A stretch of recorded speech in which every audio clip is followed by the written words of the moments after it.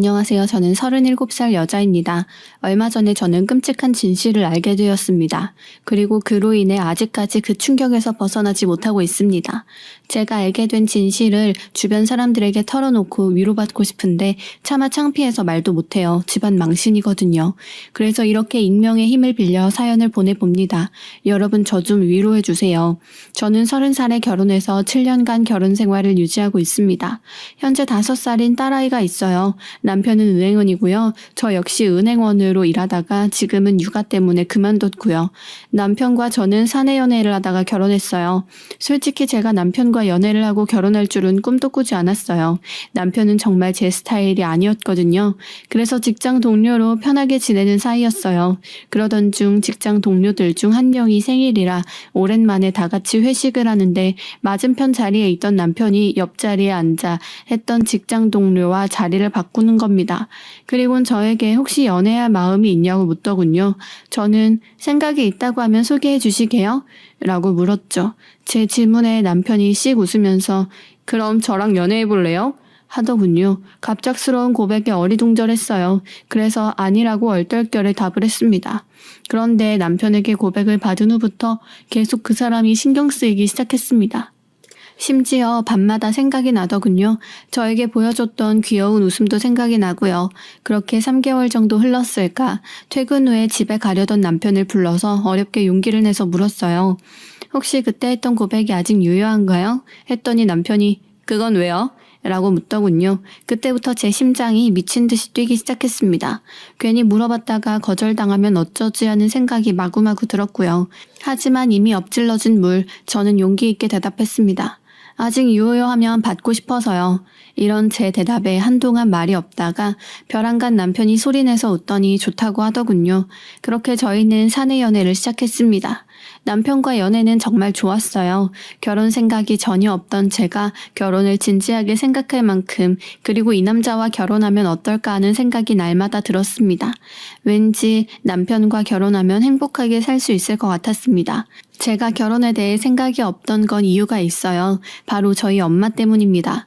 남편에게도 말한 적 없는 비밀인데 말이죠. 사실 저희 엄마는 아빠 말고 다른 남자와 외도를 한 적이 있으세요. 그것도 2번이나. 제가 알게 된 것만 2번이지 더 있을지도 모르죠. 제가 엄마의 외도를 처음 알게 된 건 17살 때였습니다. 왜 그런 날이 있잖아요. 왠지 땡땡이 치고 싶은 날이요. 그날 왜인지 모르게 집에 가고 싶더라고요. 그래서 저는 선생님께 아프다는 거짓말을 하고 조퇴를 했었죠. 처음엔 다른 곳에서 시간을 때우다가 집에 들어갈까 생각도 했어요. 집에 일찍 가면 엄마에게 혼날 게 뻔했으니까요. 근데 그날은 엄마한테도 아프다고 하면 되겠다는 생각이 들더군요. 그래서 조퇴하고 바로 집을 향했죠. 열쇠로 문을 열고 집으로 들어갔는데 안방에서 이상한 소리가 나는 겁니다. 엄마가 낑낑거리는 소리였어요. 저는 처음에 엄마가 어디 아프다고 생각했어요. 그러다 급하게 안방문을 열었는데 엄마가 어떤 남자와 침대에 있더군요. 저를 본 엄마는 화들짝 놀라며 이불로 벗은 몸을 가렸습니다. 엄마와 함께 있던 남자는 저도 아는 사람이었습니다. 엄마가 단골인 슈퍼가게 아저씨였거든요. 제가 슈퍼에 가면 항상 밝게 인사해주면서 공짜로 아이스크림을 주던 상냥한 아저씨였죠. 그런데 그런 분이 저희 엄마와 그런 짓을 저지르다니 너무 끔찍했습니다. 아저씨가 돌아가고 엄마는 울면서 저에게 빌었습니다. 제발 아빠에게는 말하지 말아달라고 했어요. 저는 그런 엄마가 너무 혐오스러웠어요. 제가 감히 상상하지도 못한 엄마의 그런 모습을 받아들이기가 힘들었어요. 그때 제 나이가 17살이었는데 어떻게 아빠한테 말할 수가 있겠어요? 무서워서 당연히 말 못하죠. 게다가 왠지 제가 사실을 말하면 부모님이 이혼하실 것만 같았어요. 엄마 아빠 없이 살아갈 생각을 하니까 암담했죠. 그래서 비밀을 지켰습니다. 가족의 평화를 위해서요. 딸에게 외도를 들켰으니 엄마가 정신 차리고 다시는 그러지 않을 거라고 생각했어요. 하지만 저희 엄마는 또다시 외도를 저질렀어요. 다음 상대는 엄마의 초등학교 동창이었습니다. 늦은 밤 차 안에서 그걸 하시다가 집에 들어오던 저에게 들키고 말았던 거예요. 그때도 엄마는 예전과 똑같이 눈물을 흘리며 비셨어요. 절대 아빠한테 말하지 말아달라고 부탁하면서요. 저는 그때도 가족의 평화를 위해서 침묵을 선택했습니다. 엄마의 외도를 2번이나 목격한 제가 어떻게 결혼을 생각할 수 있나요? 저는 절대 결혼 같은 건 안 할 거라고 다짐을 했었죠. 그런데 남편이 저의 그런 다짐을 깨버려 주더군요. 결혼에 대한 희망을 품게 만들어준 거죠. 그래서 저는 1년 연애하고 결혼했습니다. 그 이후 딸도 낳았죠. 물론 결혼 생활이 마냥 행복했던 것은 아니에요. 나름 우여곡절도 많았고 많이 다투기도 했죠. 하지만 결혼한 걸 단 한 번도 후회한 적은 없습니다. 오히려 이 사람과 결혼을 해서 다행이라고 생각했죠. 그만큼 제 남편과 딸을 사랑했거든요.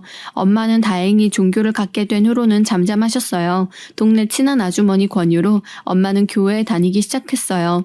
엄마는 꽤 열심히 교회를 다니셨어요. 항상 가족을 위해 기도도 하셨죠. 천만 다행이라고 생각했습니다. 신에게 감사했죠. 엄마가 신을 믿은 후부터 외도를 하지 않았으니까요. 어느 날 딸아이가 아침부터 할미를 찾더군요. 할미는 외할머니를 뜻하는 거예요. 딸아이가 저희 엄마를 정말 많이 좋아하거든요. 저는 엄마에게 집에 가겠다고 말을 하려고 전화를 걸었습니다. 그런데 받지 않더군요. 할미 오늘 집에 없나 보다 라고 딸아이한테 말을 했는데 엉엉 울더라고요. 계속 할미 하면서요. 하는 수 없이 딸아이를 데리고 나왔습니다. 친정집에 가서 엄마가 오는 걸 기다리려고요. 저희 집과 걸어서 15분 거리에 있습니다. 가까운 편이죠. 그렇게 친정집으로 걸어가고 있는데 딸아이가 무언가를 가리키면서 할비 라고 하는 겁니다. 딸아이가 가리키는 방향으로 고개를 돌려보니까 시아버지께서 공원을 가로질러 걸어가고 계시더군요. 저는 큰 소리로 시아버지를 불렀습니다. 저를 보신 시아버지께서 당황을 하시면서 여기에 어쩐 일이냐고 물어보시더군요. 저 지금 친정집에 가는 길이었어요. 현이가 계속 외할머니를 찾아서요. 라고 했죠. 시아버지는 어서 가보라고 하시고는 발걸음을 재촉하셨어요. 시댁이랑 친정집은 차로 20분 거리로 가까운 편이었죠. 남편과 저는 같은 지점에서 근무한 사이라 사는 동네도 가까웠거든요. 그래서 시아버지를 저희 동네에서 봐도 저는 놀랄 건 없었지만 막상 우연히 마주치니까 신기하긴 하더라고요. 그런데 그날 이후로 동네에서 자주 시아버지와 마주쳤어요. 한 번쯤은 우연이라고 하지만 여러 번 마주치니 조금 이상하다는 생각이 들었습니다. 처음에는 시아버지께 혹시 이쪽에 뭐 배우러 다니시냐 물었죠. 시아버지께서 이것저것 배우시는 걸 좋아하거든요. 그래서 저희 동네에 있는 문화센터에서 뭘 배우시는 줄 알았죠. 그런데 친한 친구가 저희 동네에 사신다고 하더라고요. 그래서 그런 줄 알았죠. 그 이후로 시아버지를 다시 저희 동네에서 우연히 만났습니다. 바로 친정집이 있는 아파트 단지였어요. 결혼해서 지방으로 내려간 친한 친구가 저희 가족들 먹으라고 복숭아를 2박스나 보낸 거예요.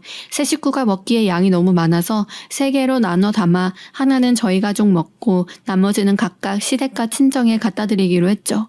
가장 먼저 시댁에 가서 복숭아를 드린 후에 오랜만에 엄마 밥도 얻어먹을 겸 친정집으로 향했어요. 한 손에는 복숭아를 듣고 나머지 한 손으로는 딸아이 손을 잡고 친정집이 있는 아파트 단지를 들어섰는데 낯익은 자동차가 스쳐 지나갔습니다. 저희 시아버지 차였어요. 저는 친정집에 와서 엄마에게 물었죠. 우리 아버님이 여기 다녀가셨어?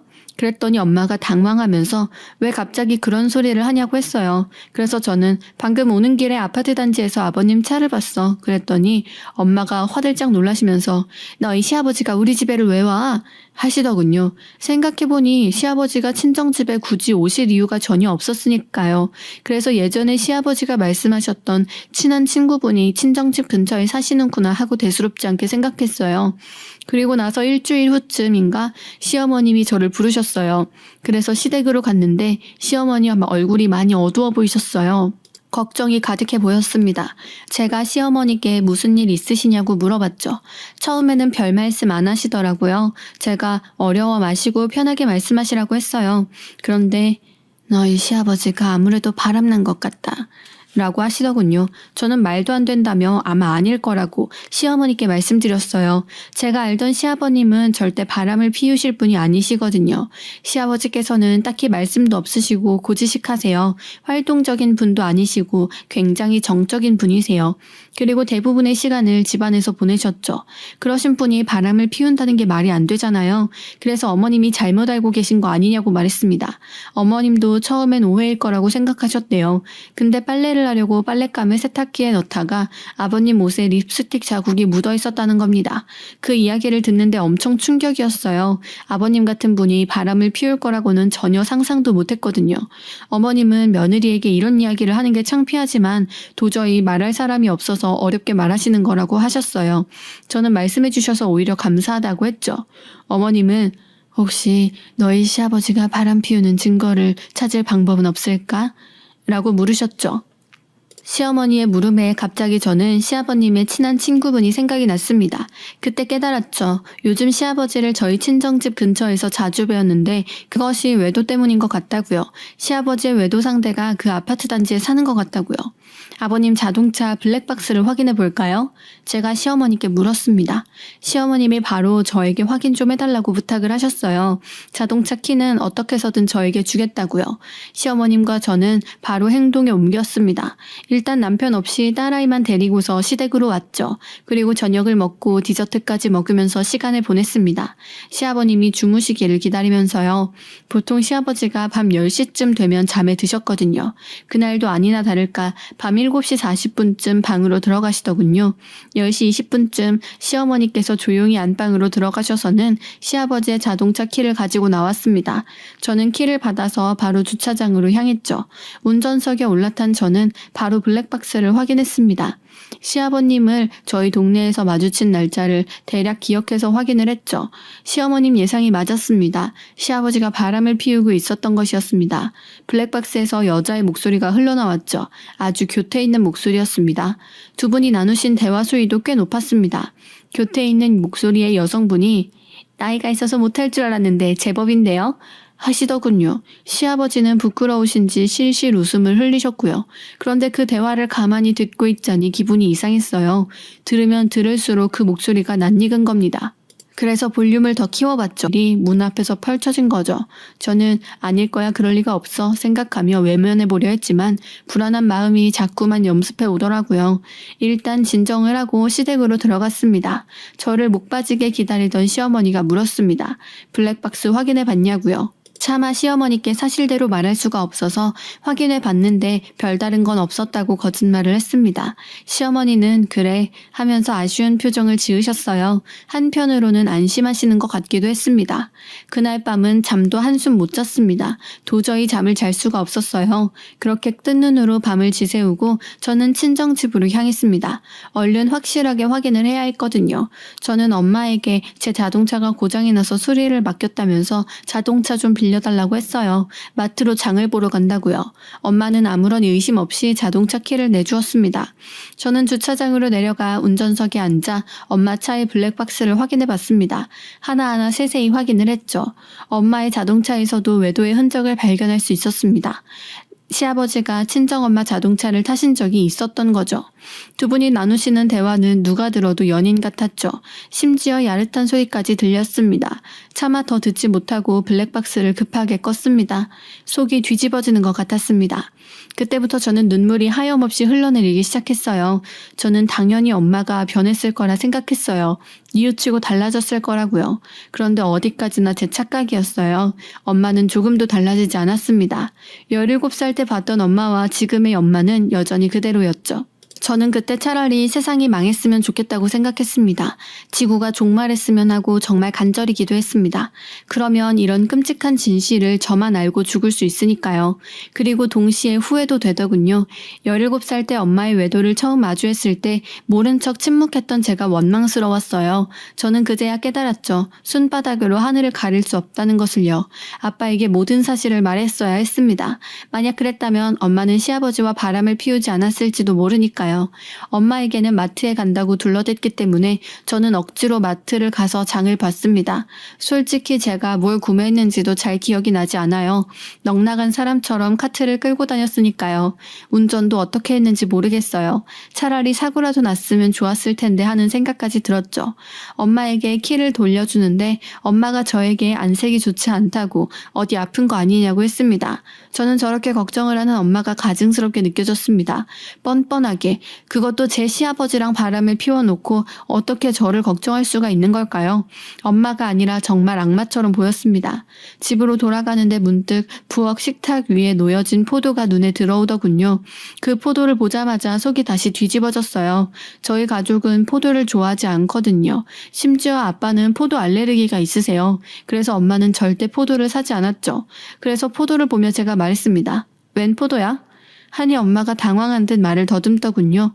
웬 먹으려고 샀지 해서 엄마 포도 안 좋아하잖아. 아니야 엄마 포도 좋아해. 저는 기가 막혀서 웃으면서 대답을 했죠. 포도는 우리 아버님이 좋아하시지. 저는 몸을 돌려서 엄마를 보았습니다. 엄마는 너무나 당황을 하면서 그러니? 하셨어요.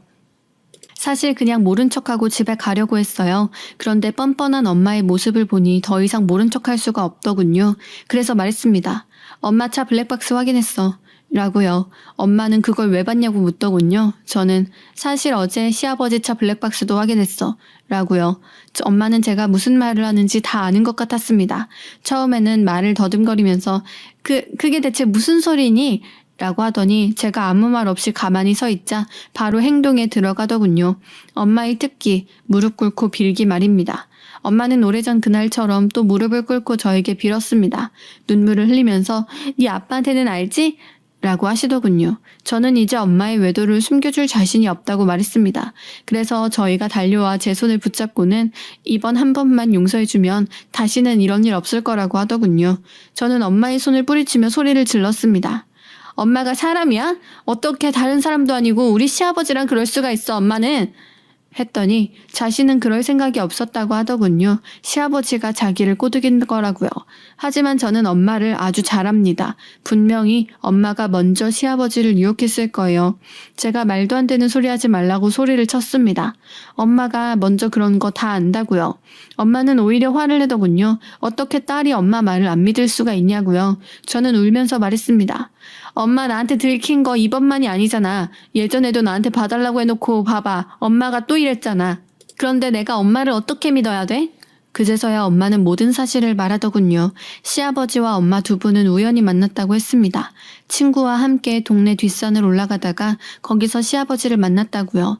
처음에는 가볍게 인사만 하고 헤어졌답니다. 그런데 얼마 후에 뒷산에서 또 마주쳤다고 했습니다. 그냥 헤어지는 것이 신뢰라고 생각해서 함께 저녁을 먹었답니다. 딸아이 시아버지에게 대접한다는 생각으로 말이죠. 그런데 두 분이서 저녁을 드시면서 술도 함께 드신 겁니다.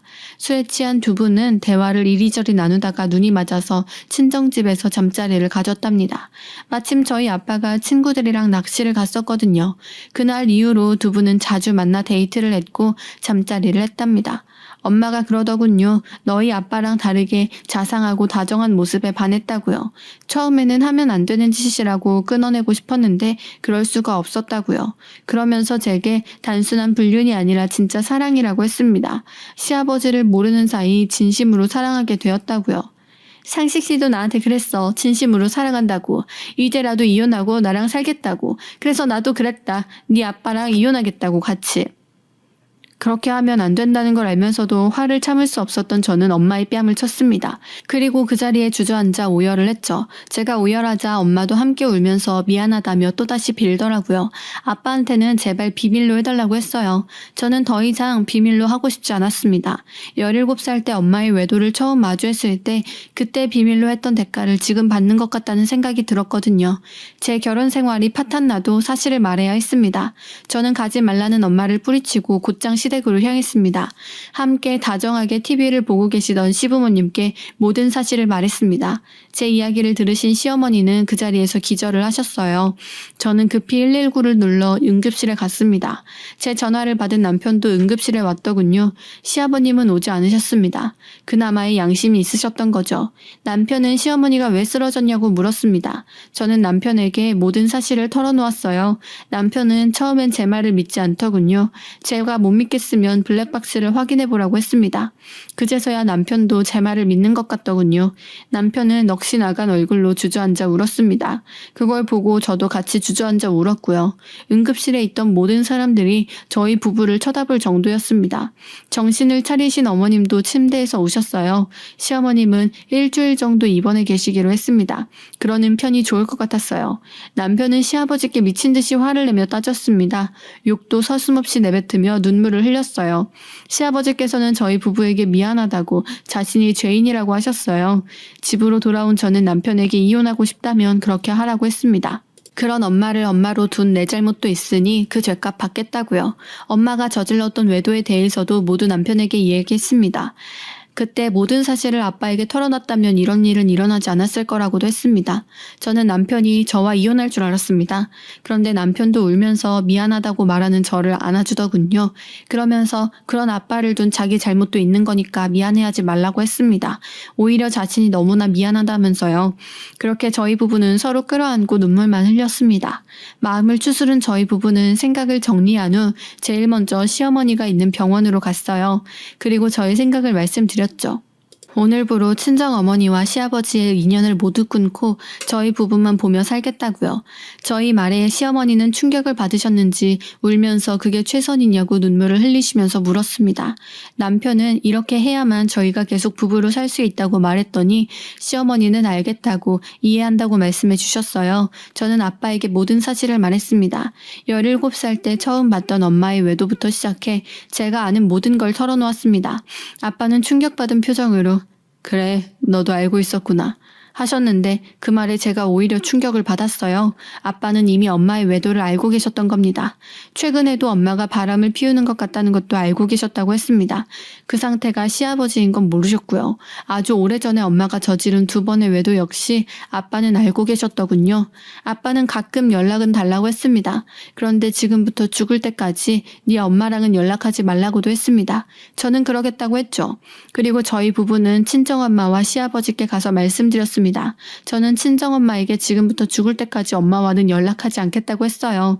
인연을 완전히 끊겠다고요. 노발대발 하시더군요. 어떻게 자식이 부모와 인연을 끊냐면서요. 저는 더 이상 엄마 딸로는 살고 싶지 않다고 했습니다. 우리 딸에게도 더 이상 엄마를 보여주고 싶지 않다고 했어요. 엄마가 저에게 물었어요. 자신이 더럽냐고요. 저는 엄마 눈을 똑바로 쳐다보며 응, 더러워. 라고 말했습니다. 제 말에 시아버지와 엄마는 아무 말도 못하고 눈물만 흘리더군요. 남편도 시아버지께 인연을 끊고 살겠다고 했어요. 시아버지는 담담하게 받아들이시더라고요. 남편에게 계속 미안하다고 사과를 하시면서 눈물을 흘리셨어요. 저희 부부는 바로 집을 내놓고 이사 준비를 시작했습니다. 지방으로 내려갈 생각으로요. 남편은 지방에 있는 지점으로 발령을 받았습니다. 다행히 늦을 줄 알았던 발령이 생각보다 빨리 결정이 되어서 그렇게 저희 가족은 충북 당진으로 왔습니다. 현재 저희 남편은 발령난 지점에서 근무 중이고 저는 딸아이를 돌보고 있습니다. 처음에는 쉽지 않았습니다. 아무런 연고 없는 지역에서 살아가는 게 너무 쓸쓸하고 외롭더라고요. 지금은 다행히 주변 아기 엄마들과 친해져서 잘 지내고 있습니다. 부모님들은 모두 이혼을 하셨습니다. 저희 엄마는 끝까지 절대 이혼은 못하겠다고 하다가 소송을 했고 시부모님은 원만하게 합의 이혼하셨고요. 친정엄마는 제가 당진으로 내려온 후에도 계속 전화를 하셨어요. 지금이라도 다시 서울로 오라고요. 저는 연을 끊겠다고 다짐한 터라 전화도 받지 않았습니다. 전화번호도 변경했고요. 저희 엄마가 남편에게 계속해서 연락을 해서 남편 전화번호도 변경했습니다.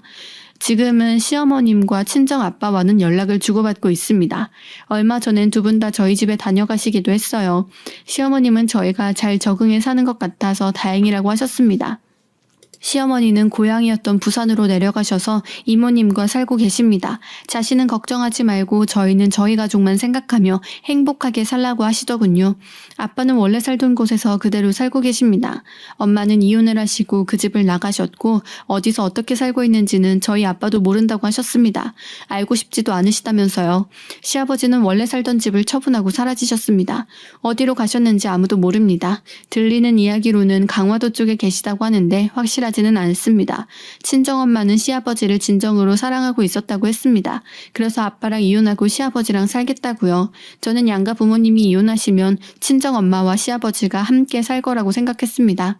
그런데 그건 아닌 것 같더라고요. 왜냐하면 시어머니 지인분이 강화에서 시아버지를 우연히 뵌 적이 있었는데 홀로 계신 것 같다고 하셨거든요. 뭐 별로 상관하지 않습니다. 2분이서 같이 사신다고 해도 상관없어요. 이제 저희 부부와는 남남인 사이니까요. 다만 시어머니와 아빠에게는 죄스러운 마음이 있습니다. 너무 저희 부부만 생각한 건 아닌지 죄송스러웠습니다. 가슴 아프게도 제 딸아이는 요즘도 가끔 할미를 찾습니다. 할미랑 같이 놀이터에 놀러 가고 싶다고요. 할미 우리 집에 언제 혼자 오냐고 하는데 저는 딸아이에게 할미가 멀리 외국에 가서 이제 만날 수 없다고 했습니다. 그랬더니 울더라고요. 할미 보고 싶다고요. 전화 좀 해달라고요. 그런 딸아이를 보는데 마음이 안 좋았습니다. 어른들 잘못으로 인해 아무런 잘못 없는 아이까지 상처를 받았던 겁니다. 저에게는 정말 끔찍하고 잊어버리고 싶은 엄마였지만 딸아이에게는 애틋하고 다정한 그런 외할머니인가 봅니다. 저는 웬만하면 딸아이가 외할머니를 계속 그런 사람으로만 생각하게 하고 싶습니다. 딸에게만은 저희 친정엄마가 괜찮은 사람으로 기억되기를 바라는 마음이 있어요. 이렇게 저희 부부는 상처와 아픔을 조금씩 극복하면서 앞으로 나아가고 있습니다. 가끔씩 밀려오는 슬픔에 울 때도 있지만 차차 나아지겠죠. 제 이야기 들어주셔서 감사합니다.